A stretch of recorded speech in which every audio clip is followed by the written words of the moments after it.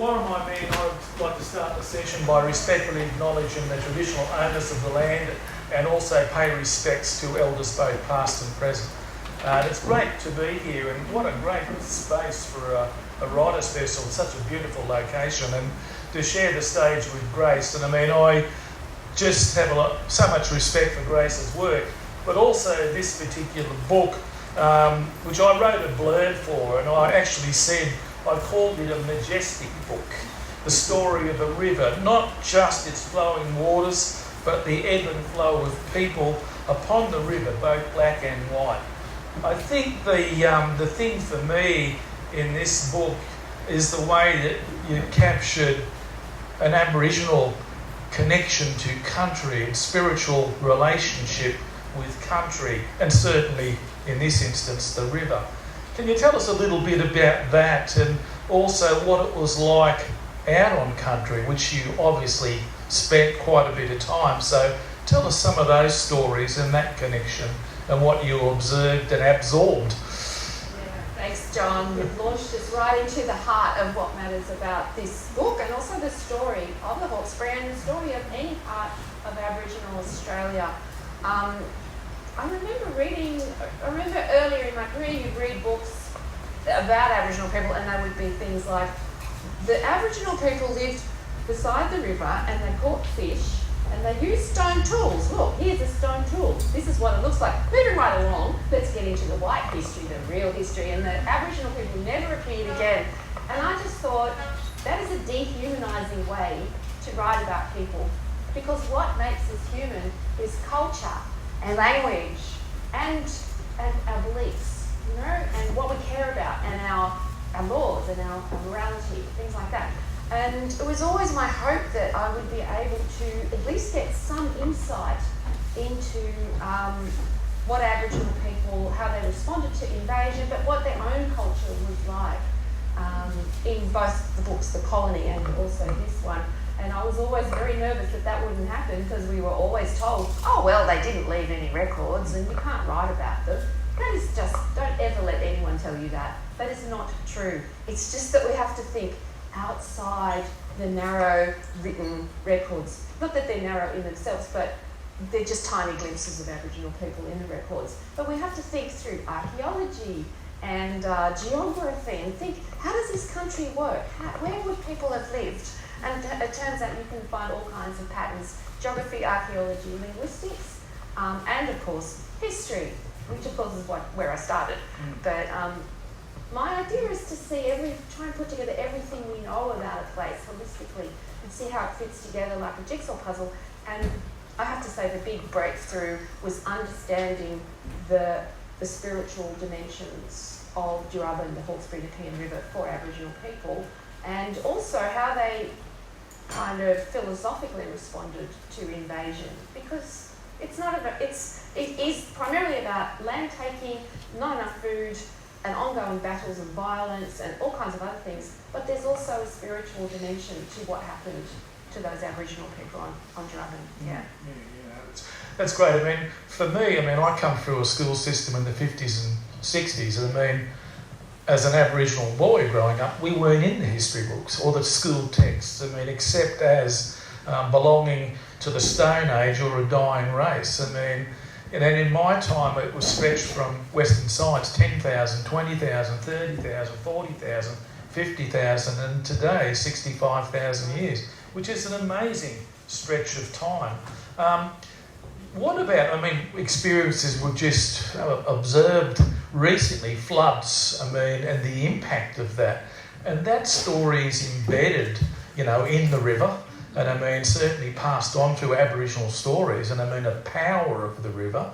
So can you relate a little bit about that? Yeah, we keep seeing that word unprecedented, and perhaps at Lismore it is unprecedented, and climate change is making it unprecedented. But floods, as you will all know, are not unprecedented. And the settlers, who were mostly ex-convicts, the first fleet actually arrived in the first quarter of a long 40-year flood cycle. And after a while, after they moved to the Hawkesbury and started growing wheat and corn successfully, they were worried about floods, but they thought it wouldn't happen. It eternal optimist, you know, oh, it won't happen. And we still think like that, I'm afraid. And Aboriginal people told Governor King that, yeah, there had been huge floods, because he started to get a bit worried, going, oh my gosh, we've got all these people living on Hawkesbury. We've just had this massive flood in 1806, actually two.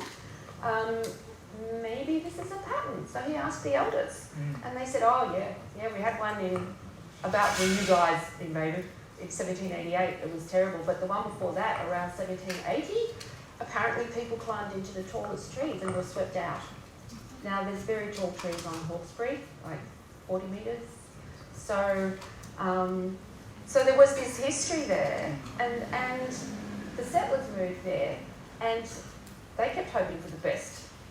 And there were something like 36 floods and freshers in the 25 years between 1795 and 1820, and 9 times out of all those, they were what they called monster floods. And I have to say, the descriptions are the same as what you read now. I know we're different people, we're modern people, but we live differently, but the descriptions are the same. People clinging to roofs, only they were bark roofs then, in the night with this storm lashing around them, and absolutely terrified, and praying for a boat to come, or whatever, to come and rescue them. We just saw that in Lithgow. And it's a very big part of the Hawkesbury, because the Hawkesbury is actually, I don't know if you know the flood geology, but it's like a bathtub, because this river is really crazy. It comes out of the mountains, it goes back into the mountains at a place called Sackville. And it's like, it goes back into this narrow channel, and it's like the water can't get through, like the water going down the plug hole in a bath. And it all backs up because of that neck point. That's why it floods. And we know that. We've known that ever since about 1795. But people still, and more people are moving on to the floodplain, which is not a plain really, it's the bed of the river in flood. I got such a shock when I realised that. You know, a floodplain isn't actually dry land, it's the bed of the river in flood, and we shouldn't be building on them. I mean, the farmers at the time dealt with it because they were different from us. They knew that the river could bring rich silt and they'd have a bumper harvest next time. They believed in life kind of evening out and also taking your chances, because they'd already taken a lot of chances, those ex-convicts, and they didn't have much.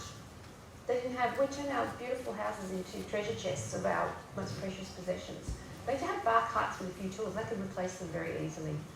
So, and also they could move if they had enough warning, they could move. So they could deal with it mentally, and they refused to leave, even though Governor Macquarie threatened them. But I don't think that's the same now. And also the lack of knowledge. If you're just new to a place and you don't know it floods, you know, it can't seem real. So I think we're really up against it. Both floods and fires, obviously. And that was a dreaming story. So it was embedded in Aboriginal knowledge and had been passed down for thousands of years as how the river was gouged out in the first point by the rainbow serpent. So, yeah.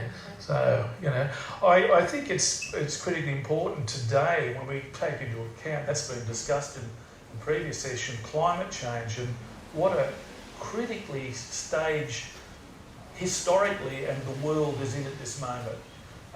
Rising sea levels, rising temperatures, catastrophic floods, catastrophic fires, pandemics, all of this stuff happening, and certainly taking into account Indigenous knowledge and looking back to 65,000 years of knowledge on what we need to do. There's a great story from where I come from, you know, up in the Hunter, and certainly related to Newcastle, that was recorded by Reverend Threlkeld, the missionary up there, between 1820 and 1840. And this is critically important in regards to knowledge that is embedded in Aboriginal understanding. And this was recorded 200 years ago. Nobby's Island, where the lighthouse is in Newcastle, during the 1820s, the British were going to decide that they'd blow 125 feet off the island in Governor Macquarie's time to construct a break wall back to the mainland. And Threlkeld was then approached by the Aboriginal population, tell them not to touch the island because a giant kangaroo dwells within. And if he's disturbed, he will unleash his wrath upon the local population and area. And Threlkeld was taken back with this. They went on to say that in times when animals were giant-sized, a rogue kangaroo had raped a female wallaby, and the crime for that was death. And the kangaroo bounded away to Mullabimba, which is the place in Seaferns, Newcastle, and there was a big sea fog. He dived into the sea and he swam out to Wibagumba, which is the name for Nobbies, where the lighthouse is, and he entombed himself in the island. And basically, he knew he couldn't come back out, because if he went back to the mainland, the punishment for that crime was death. So the kangaroo was there for eternity. And Aboriginal people said that with the frustration of being entombed for so long, he'd bang his giant tail and it would cause the ground to shake and rocks would fall. And, he said this was really shaking up the place. Now, Threlkeld took this as, a great joke, and he said the British Marines and the convicts blew 125 feet off the island and constructed the Great Wall, and we found no giant kangaroo within. But if he'd been there in 1989, he'd realise the kangaroo was very much still there and banging his giant tail, and there was more than rocks falling, billions of dollars of damage and 13 people killed. And they went back into the records, and there was another earthquake in the 1930s, same epicentre, Hamilton, went back into the 1870s, and they realised there's a fault off the Newcastle coast. So that was embedded in Aboriginal knowledge, and this is the importance of understanding what is embedded in these stories, which you've captured in this particular story. And I mean, that knowledge is vast in this region, and certainly Sydney and Wollombi and Wollomai, and the rock art sites. And you can tell us a little bit about your journeys across that. And you obviously had Aboriginal people that you were working with in that space. So tell us about that relationship in those areas. I love the story about the kangaroo, because the Gurungatch or Gurungati story is very similar. Yeah. And, we see... Non-Aboriginal people seem to think, these are just entertaining fairy tales, either for children or... They happened a long time ago, and it's just interesting and not relevant, but they're telling us something. They're telling us something about the awesome powers of the earth and the rivers. And we're just puny humans. We can't just... We have to deal with it, not just say, we'll just build a bigger dam or something. We won't go there. But yeah, no. The book that I was working on, People of the River, which the subtitle Lost Worlds of Early Australia refers to both the lost convict and ex-convict story, which was completely forgotten and wiped over, and of course the lost Aboriginal story. And while I was doing the research, I found a long lost list of Aboriginal place names for the Hawkesbury, which was 217, and I nearly fell off my chair because I know how precious that is. I never thought something like that was hidden in the library. You only make maybe one of these discoveries in your life, if you're lucky.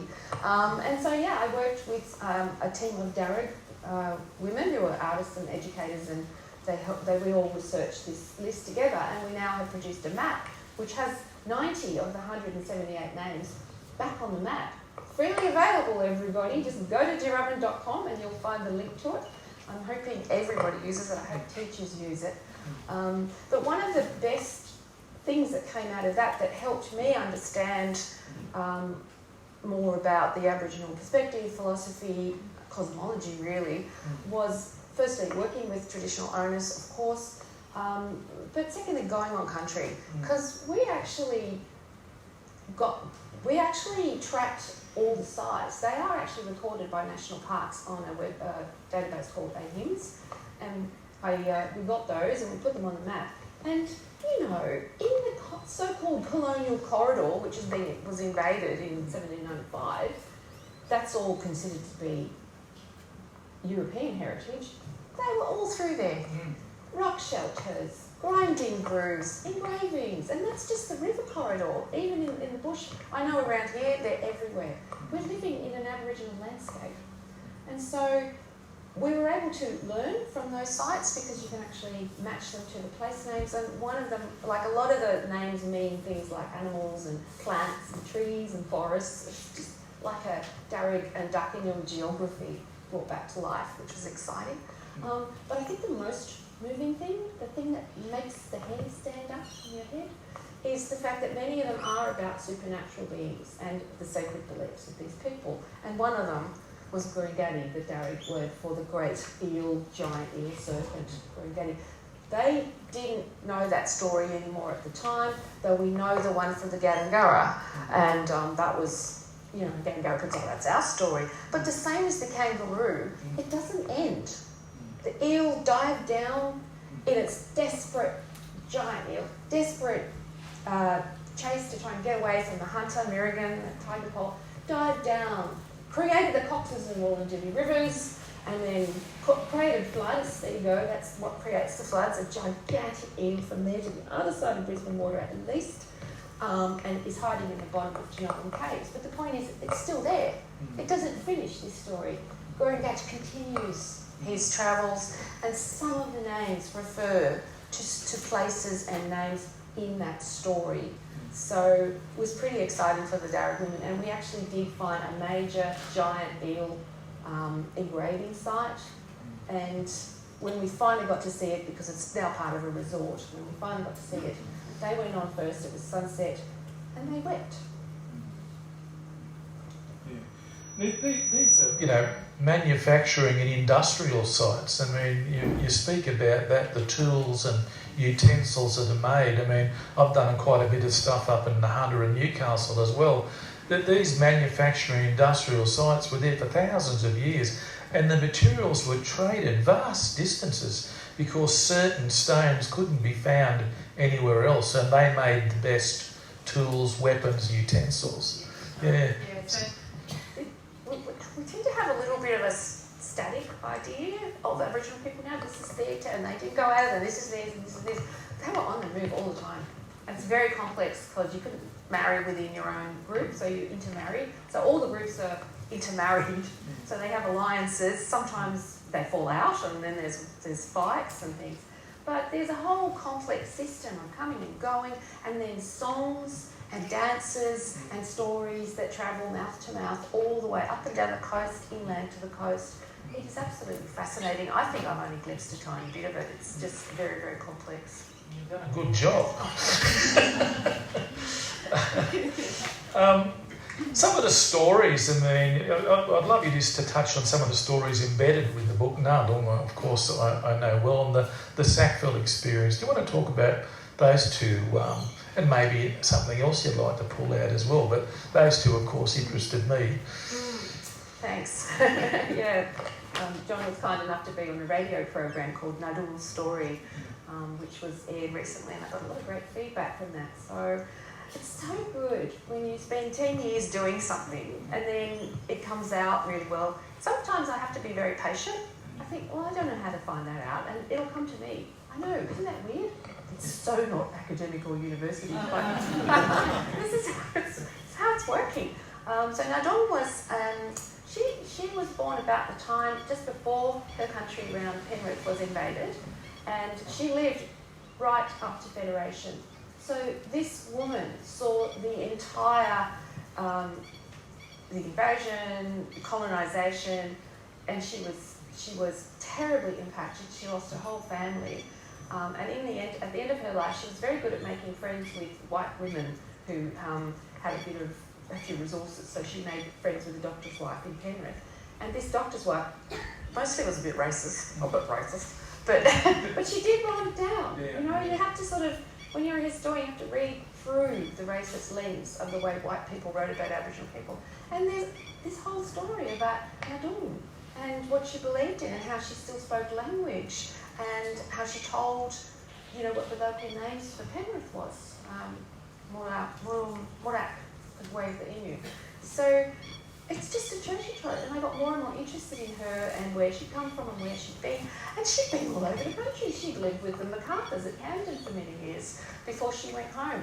And I think the reason she befriended this doctor's wife, the whole family, she actually moved in with them, was because they had bought the farm where she was born. And I think she wanted to die on her own country, and that's a known tradition in Aboriginal society. It didn't happen, unfortunately, but as far as we know. But I think that's what she was trying to do, get back to her own country. She knew she was old. She was in her 90s, and she probably found out the person who now owned where she was born. And she'd say, that's where I was born. She told the doctor's wife, and the doctor's wife said, and isn't it amazing, we found all these axe heads there. Which I think are actually now in the Australian Museum. So you see how this triangulates? You can take the documents, you can take some oral history, you can go to the place, you can check the museum catalogues. Some of them are illustrated. And it's so amazing to think, well, those pictures of those axe heads probably came from where Maynard was from. Yeah, I keep saying to a lot of students that Aboriginal voices are still embedded in the archive, and it's just a matter of going in there and releasing these perspectives and these stories. And it's interesting, again, you said working on country. I was approached probably 20 years ago by someone in history over the other side from where I was at with Wagstaffe, the Aboriginal Education Centre, sending over a PhD student to me and said, that they want me to go and look at the missionary Threlkeld stuff, and they said, you'd be a good person to come and say where to go and look for this material. And I said, the first advice I would give to you is go out onto Lake Macquarie, where the mission was established, and sit down there on the water's edge and observe the lake and the country and the noise, and take that in first before you even think about going and looking at archives. That's great advice, Yeah. John. My background was in public history, so I was used to going to places. I was a consultant, freelance consultant, so I was used to going to places, and I carried that on into my historical research practice. And it's very hard for me to write about a place properly and confidently unless I've seen it. And sometimes it's actually practical. You can actually think, you know what, that story can't be right. That mountain is too far away.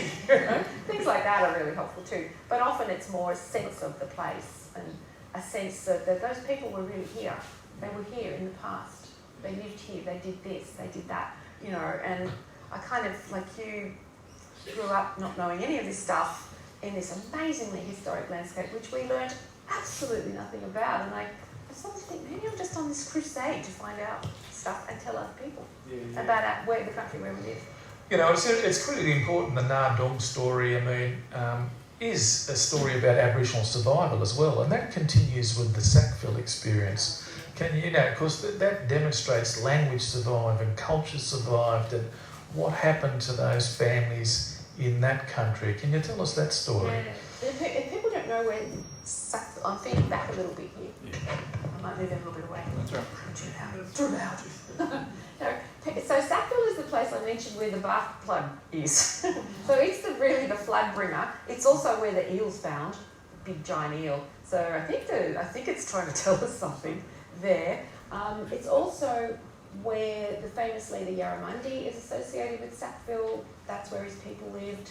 And by the 1810s, that's where the ministers went. If they wanted to speak to Aboriginal people, they went to Sackville. So it's a major Aboriginal place, obviously, before, and also a sacred place and a big ceremony place as well, because we found a lot of sacred words around there.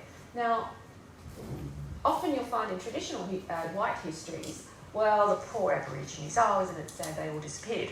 They don't disappear. In most places, Aboriginal people who are traditional owners stayed. They stayed with their country as long as they could, by whatever means they could. And one of my missions is to follow that trail, because how do you do it? How do you stay in your country when it's been taken from you and the invaders do terrible things like steal your children and take your women and, stop you, don't pay you when you work for them, etc., etc. But so what the Aboriginal people at Sackville did was befriend the settlers who were better off, basically, and were friendly and didn't shoot at them. So they had this network of friendly white settlers. And in the end, after generations, they ended up working for the Hall family. Now the Hall family became huge squatters right across New South Wales. Ended up in Walgett somewhere, I think. But they still had their place on the Hawkesbury. And the Aboriginal people of Sackville lived there with them, or many of them. It was called Lilburndale, and the house is still there. So that's really also an Aboriginal place, not just, this history is entwined. We don't have white history and Aboriginal history. They are together. Absolutely. They are entwined. So we have to think like that. But anyway, it was subdivided by the Hawke family in 1888 or thereabout, and I think that's what led the Protection Board to announce the Sackville Reserve, which was there right up till the 1940s, and the last Aboriginal person there died in 1843, and then they put up a monument because, you know, all the black people were gone, and at the monument ceremony there were Aboriginal people there. I don't know if you've come across this, but this happens all the time. There's this white double vision, double speak, and, you know, oh, poor Nellie was the last, well, not this Nellie, but the one I wrote about, but, you know, poor so-and-so was the last of their tribe. Oh, and their children and grandchildren were at the ceremony. It just must drive you crazy. But anyway, that reserve was not there was a mission person there for a while, but it wasn't a mission. They ran it themselves. They were very poor. It wasn't a very nice place. You couldn't grow much. It was the place that the settlers didn't want. You know, it was the leftover land. It was very rocky. But they did have a boat. They fished. The kids went to Sackville School. The school's still there. That's got Aboriginal heritage too. Again, we have to re-look at heritage in our landscapes and just see the continuous presence of Aboriginal people there, fighting, doing what they enjoy, playing cricket, working on the local vineyard, making wine, working for the farmers, football, cricket. Yeah, cricket is very, very fantastic. Gum leaf band, they're famous for that. And they lived in poverty in shacks, and yet they've got, you know. So I just find that it's still wrong. It doesn't take away invasion and dispossession, but what a story. I mean, it's one of the most moving stories in world history, in my opinion. I touched on that story because my grandfather, Fred Maynard, was a very prominent early Aboriginal activist, and over 100 years ago established the first united all Aboriginal political organisation, the Australian Aboriginal Progressive Association, which formed in Sydney in 1924, and they fought a bitter campaign against the Aborigines Protection Board for 5 years, and they first put up, if you like, a national land rights agenda, and they wanted enough land for each and every Aboriginal family in the country, in their own country. That might have been Dungutty or Durrug or, you know, Warramai or Wonnarua, but that was what it was for. They demanded self-determination. This was front page news. They held a conference at St David's Church and Hall in Surrey Hills in 1925, and the front page news in the Sydney Press said over 200 Aboriginal people were there. And the headline banners read, Aborigines demand self-determination. Self-determination is their aim. This is 50 years before the Whitlam government accredited with putting up self-determination as Aboriginal policy. So, and they also demanded that Aboriginal people be placed in charge of Aboriginal affairs and the Protection Board be abolished. And this was actually then, you know, as I said, an Aboriginal body be under the Commonwealth Government, a voice to Parliament of that's what we're asking for then. So, Amazing story. Yeah, that's right. Silencing and erasure in Australian history, and we know Stanner's, you know, point in 1967, the Great Australian Silence. I mean, you know, your thoughts on that. How did that happen in history, and, you know, can it change? I mean, what's your thoughts on that, where we stand? I mean, I can say things have changed from when I was a kid. I mean, we've played a part in that process as well. Exactly. But we've had great supporters. But, you know, where to from here? Well, the silence itself is amazing. I think it started right at the start. I mean, David Collins, who was an officer on the first fleet, he's already writing in the 1790s. Oh, they're going to die out. They can't handle our alcohol. They can't, you know. Whereas what Aboriginal people had done was already try to adapt to these strangers, and they could make a place for the strangers in the way they think about time and the philosophy of, well, if it's useful in our culture, then we can Aboriginalise it. Like steel axes, they were taken up straight away because it was so useful. Beads, nah, got no use for beads. Mirrors, nah, we can look in the lake, see our face, we don't need a mirror. But axes, yes, and lots of other things like that. So they're Aboriginalising parts of white culture. On the other hand, white people can't see this. They either go, oh, that's not your pure culture anymore. Oh, you've been, you know, degraded. It's ridiculous. And then the constant it's actually a monotone constant right through the 19th century. Oh, they're going to die out. So it doesn't really matter if they're living in poverty and got diseases and, you know, they've been had everything taken from them. It doesn't matter, they're going to die out. It's atrocious. It's absolutely atrocious. So they could see that happening and yet could excuse it through Darwinism or, oh, well, it's just inevitable. Atrocious. I mean, there were always allies. There were always people fighting for them, like Feltpelt. But the majority, And then the 20th century, that's when I think it really does get silenced, because I grew up not knowing a thing. You know, Aboriginal people were people in the desert in Central Australia. I didn't know that the rock shelter across the road probably was occupied by Aboriginal people. There was an Aboriginal boys' orphanage near where we lived. There were probably Aboriginal people living in the community that we didn't know. And I do think that the dog tag legislation had something to do with that, because Aboriginal people were told that if you keep identifying as Aboriginal, then you're not going to get any civil rights, and we'll take your children. Anyone in this room, what decision would you make? It was very hard for people who continued to identify. Some did, very bravely, but the risks they took were amazing. So went underground. So what I think, now to get on the more positive part of this, is I do think there's been a change. Every audience I've spoken to is very, very keen to learn more about the country we live in and the first custodians, the true custodians. There is a massive wave of language reawakening happening at the moment, and a resurgence of cultural knowledge, which is it's exhilarating. It's just wonderful to watch the Aboriginal people that I know, and right across the East Coast. I'm not sure about everywhere else. I don't know about all the other places, but the East Coast is where so much was taken away so early, and it's coming back. And it's just wonderful. Yeah, and there's many, many dedicated people, linguists especially, are working on language with people that are now, we're getting more and more people such as yourself coming through academic. Not enough, you've got too much to do. We need to encourage more researchers, and we have quite a few at my university, but most of the Aboriginal students and postgraduates are interested in policy and health. They want to change the world through those two things. So we don't get so many people through history.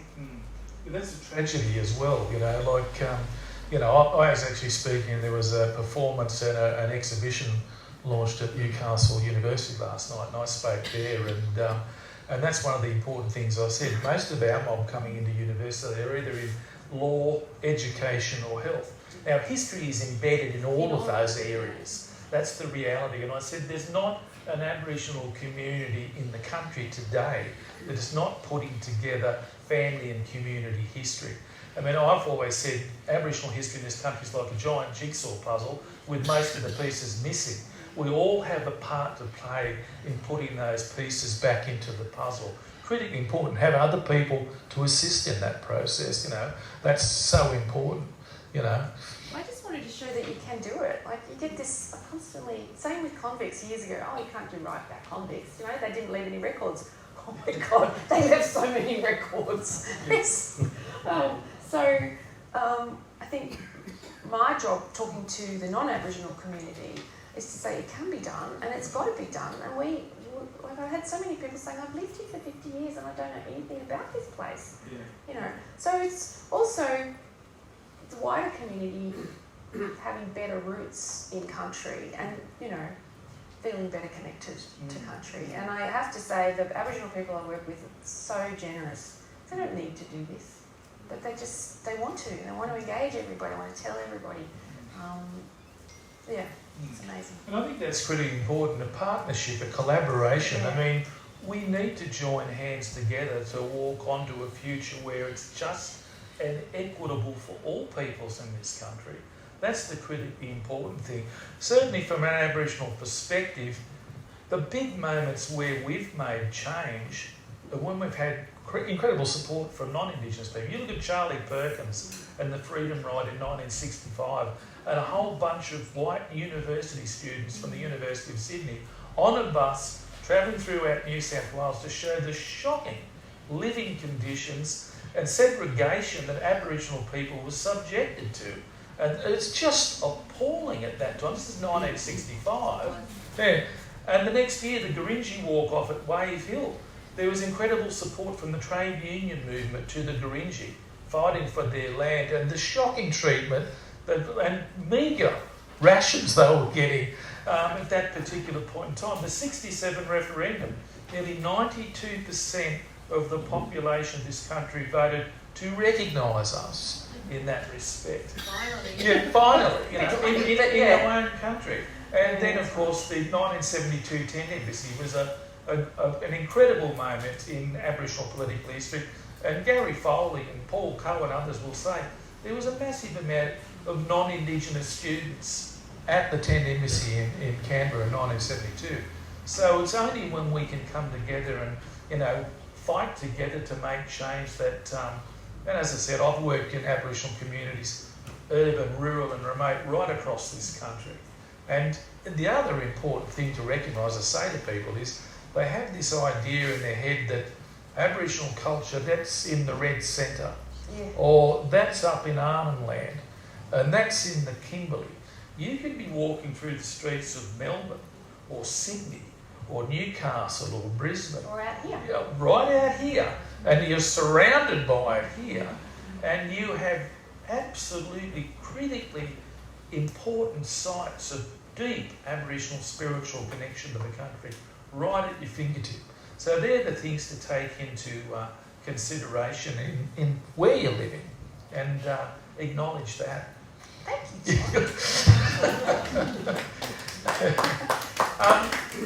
Some closing points, Grace, on your book. We've got a few minutes to go. I mean, the real highlights for you, and, you know, again, what's next and where do we go next? Oh, where do we go next? Well, having left the University of New South Wales, I feel that I would like to keep writing for wider audiences.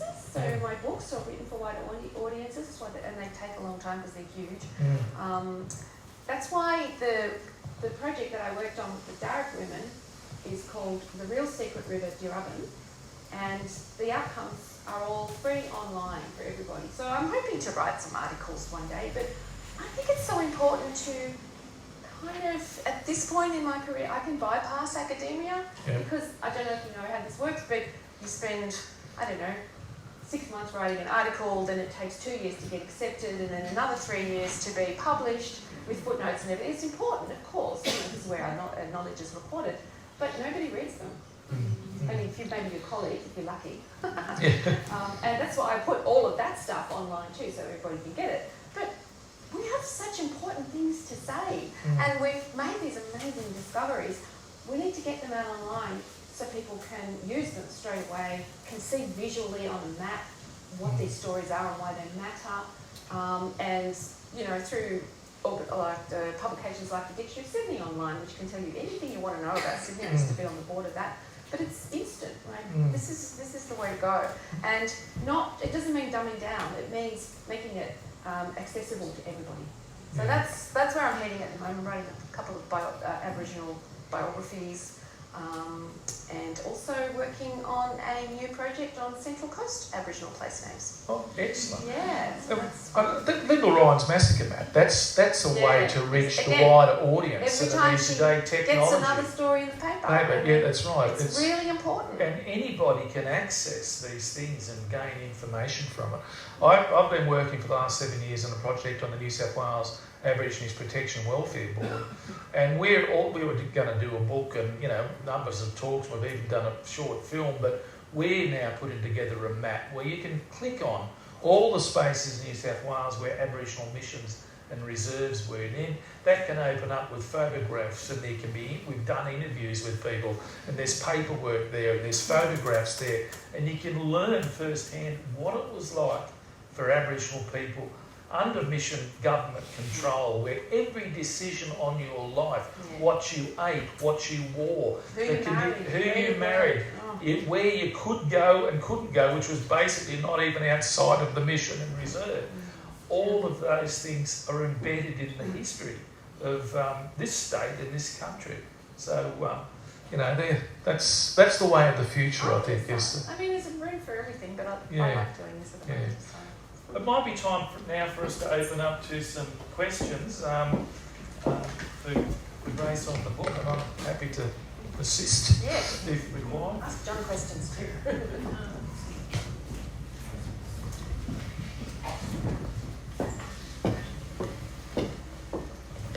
Thank you. It was a wonderful presentation.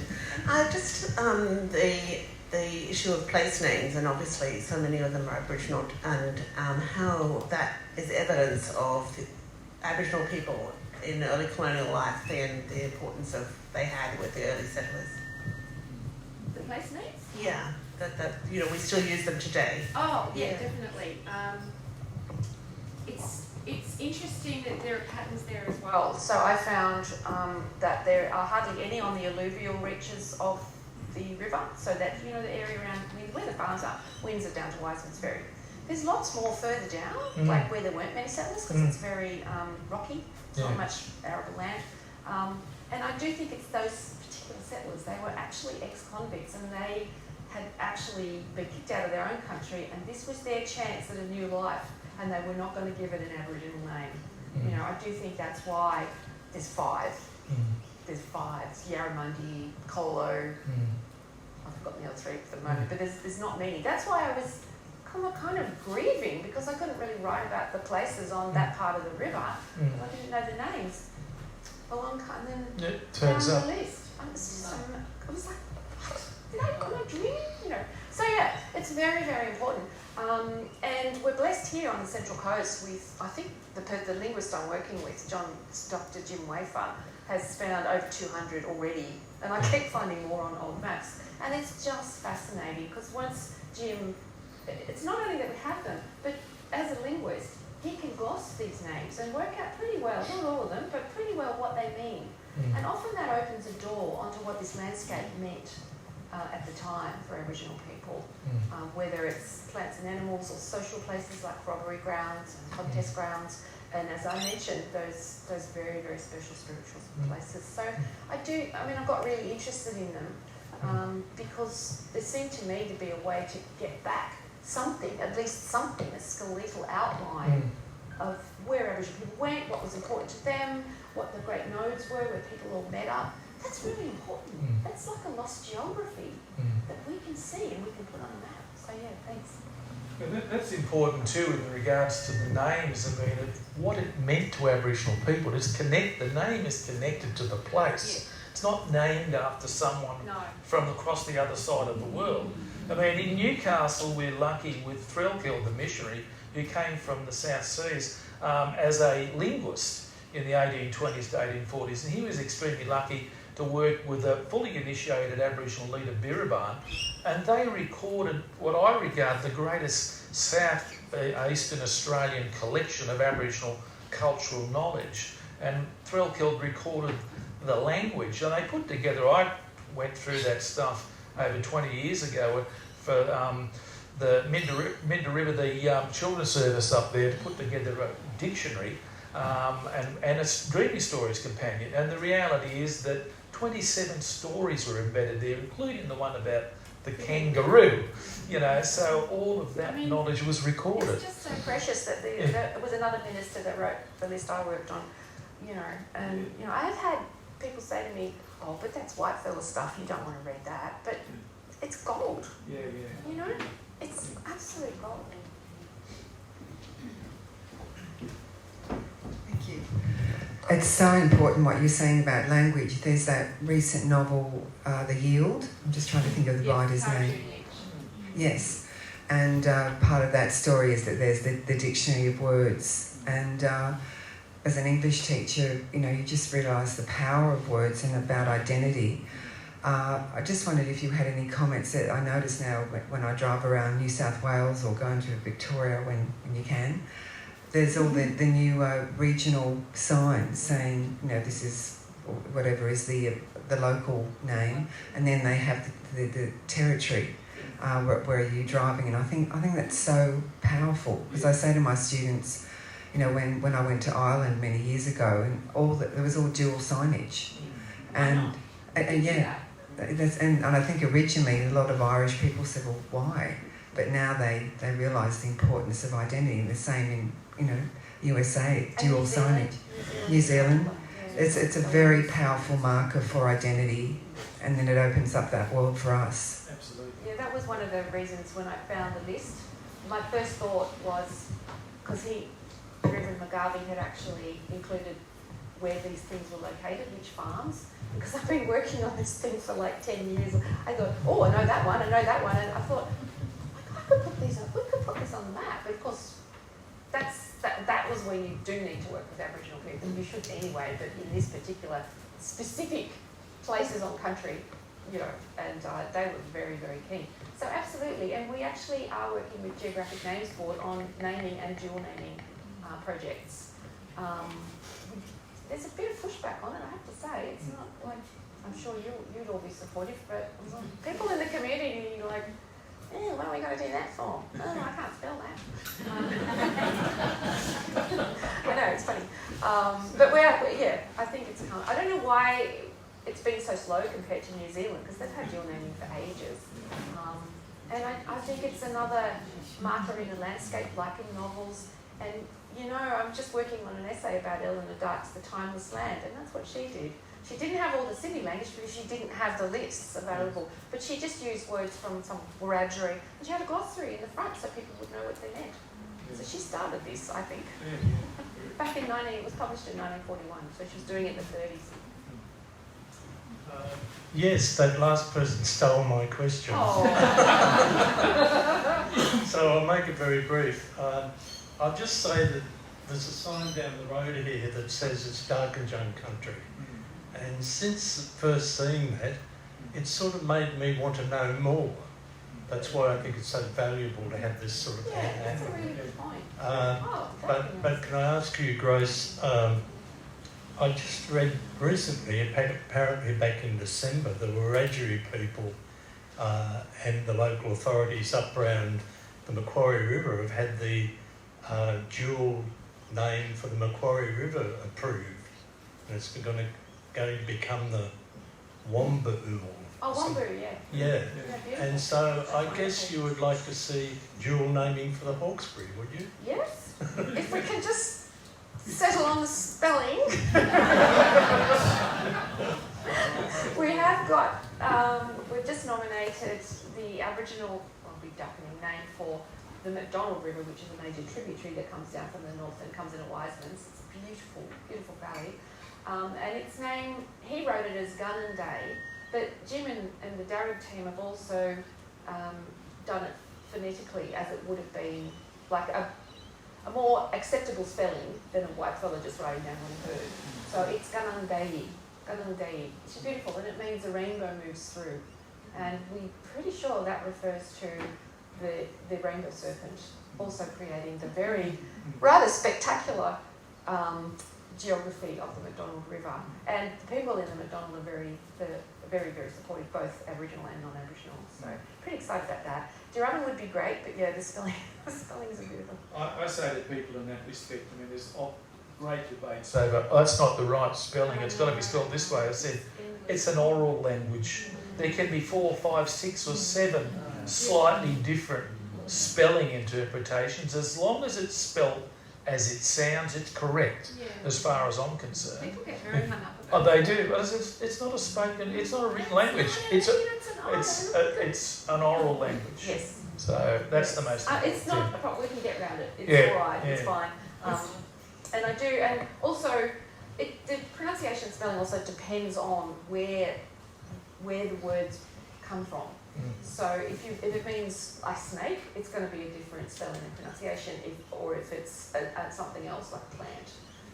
And sometimes we don't know, so we put both in or we put question mark. So it's not like we've sorted everything out, but there's so much there that's obviously spot on. Exactly, that's what it means. It's very, very exciting, I have to say. Yeah. And I'm hoping, like you say, people see the name and go, my whole idea was to make this normal. That is actually, the other name for Sackville is the Rumballoa, and it also means the rainbow moves through. Again, a reference to the rainbow. It would be great if people said, I'm just going down to the Rumballoa. You know? It would be fantastic, because it'd be normal. And not like, what's that? That's Aboriginal. I'm not allowed to do that. You know? Normal. part of our landscape, as it should be. There's a question up the back. For your words. I read People at the River during lockdown, and I suppose the thing I found most confronting about it was that we were so close to ground zero here. Yeah. And the amount of disease and the amount of dispossession and terror was There's no other word for it. palpable. I'm just wondering, it's great that you're doing place names. Would you do a book about the coast? That's my first question. And my second is, I'm wondering how you both feel about how we're going as a society towards treaty and truth and voice right now, because I feel like we're getting further away from it, not closer to it. Great question. Mm. I don't know that I've got another book in me, frankly. So, there are people doing histories on the Central Coast already, so I'm sure that they will appear soon. I'm not sure what we're going to do with our place name project yet, but there's something will come out of that, I think. I'd like to write some essays, actually, shorter pieces with Jim and the Aboriginal people that we're working with. With your second question, I just think the Uluru Statement of the Heart, it's such a generous document. I don't know how they did it because, you know, as John said, Aboriginal people across Australia are not all the same. It's like dealing with Europe. There's many more languages even now than there are in Europe. So how they managed to get a chord on the Uluru Statement is a miracle and wonderful. But it's also a generous document. Like you're here now to the non-Aboriginal population, and we need to get on. This is what John's been talking about too. And here's a way forward. And then Turnbull rejected it. You know, if he just accepted it, he would have made his name. That's right. It was an incredible opportunity. It muffed it, totally muffed it. And we really need to come together again and support. We have Thomas Mayer, who I think is an outstanding young man. If you ever get the chance, hear him recite that. And he doesn't read it, he just recites the entire Uluru Statement. He's going to be at the Writers' Festival next week in Newcastle, so you can hear him there. I myself think we're at a turning point where I'm feeling extremely positive. Back in the 1980s, if you look, I mean, Aboriginal history was booming. Treaty was in the air. We held treaty meetings, I mean, right around the country. And there was a push for a national Aboriginal land rights agenda, which Hawke basically supported, both treaty and land rights. But the reality is he changed course after he got in. And I think there was the influence of big business at that particular point in time. I mean, a good friend of mine, Gary Foley, from that day forward called him the dodgy bodgy. You know, because it completely altered course. And I mean, and then when we come through into the 90s, John Howard then took it a step further. And I mean, all the incredible momentum of Aboriginal and non-Aboriginal people during the 80s was turned back. And I think we're gaining momentum again.